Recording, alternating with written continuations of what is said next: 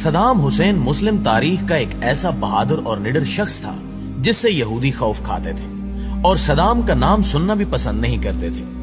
Saddam Hussein اکثر اپنے دیے گئے انٹرویوز میں بتاتا رہتا تھا کہ میں ایٹم بم اپنے ملک کے لوگوں کے لیے نہیں بنا رہا، بلکہ یہ میں اس لیے بنا رہا ہوں تاکہ میں یہودیوں کی نیندیں اڑا سکوں۔ ایک دفعہ صدام حسین سے متعلق اسرائیل کے وزیر دفاع نے کہا تھا کہ یہ ایک پاگل شخص ہے جسے نہ تو اپنی فکر ہے اور نہ ہی لوگوں کی۔ صدام حسین کفار کی آنکھ میں آنکھ ملا کر بات کرنے کا عادی تھا، اور جب بھی کوئی یہودی صدام حسین کو سازش کا حصہ بنانا چاہتا تو اسے ہمیشہ ہی منہ کی کھانی پڑتی۔ دوستو، یہی وہ حکمران تھا جو ایک خاتون کی فریاد پر اسرائیل پر چڑھ دوڑا تھا اور اسرائیل کے دارالحکومت پر 40 میزائل داغ دیے تھے۔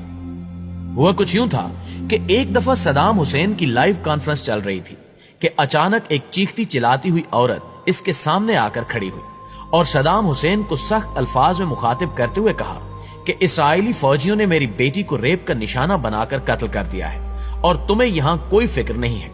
تم عیش و آرام کی زندگی بسر کر رہے ہو اور ادھر ہم پر مظالم کے پہاڑ توڑے جا رہے ہیں۔ اس عورت نے مزید کہا کہ روزانہ ہمارے گھروں سے اسرائیلی فوجی ہم سب کی آنکھوں کے سامنے ہماری بہنوں اور بیٹیوں کو اغوا کر کے لے جاتے ہیں، جن کو بعد میں قتل کر کے پھینک دیا جاتا ہے، اور ہمارے چھوٹے چھوٹے بچوں کو سڑکوں پر گھسیٹ گھسیٹ کر مار دیا جاتا ہے۔ کیا تمہیں ان عورتوں، بوڑھوں اور بچوں کی چیخیں سنائی نہیں دیتی جو روزانہ اسرائیلی فوجیوں کی گولیوں کا نشانہ بنتے ہیں؟ کیا تم سے ان عورتوں، بچوں اور بوڑھوں کی چیخوں کا حساب نہیں لیا جائے گا؟ اس عورت کی یہ باتیں سن کر صدام حسین رونے لگا اور کہا کہ اب اسرائیل کا کوئی بھی شخص صبح کا سورج نہیں دیکھ پائے گا،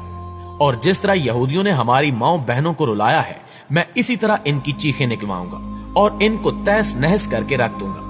لہٰذا اس کے فوراً بعد صدام حسین وہاں سے اٹھا اور فوجی قیادت کی ایک میٹنگ بلائی جس میں اس نے اسرائیل پر حملہ کرنے کا حکم جاری کر دیا،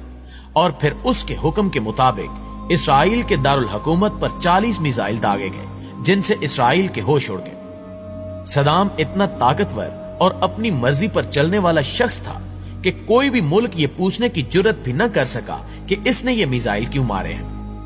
ان 40 میزائلوں نے اسرائیل کے دارالحکومت تل ابیب کو مٹی میں ملا دیا، جبکہ بڑی بڑی بلڈنگز تباہ و برباد ہو گئی اور ہزاروں یہودی جہنم واصل ہو گئے۔ مطلب جب یہودی امدادی ٹیمیں اپنے مرنے والے یہودیوں کو اٹھا رہی ہوتی تھیں تو اوپر سے ایک اور میزائل گر پڑتا تھا جو ان کو بھی موت کے منہ میں بھیج دیتا تھا۔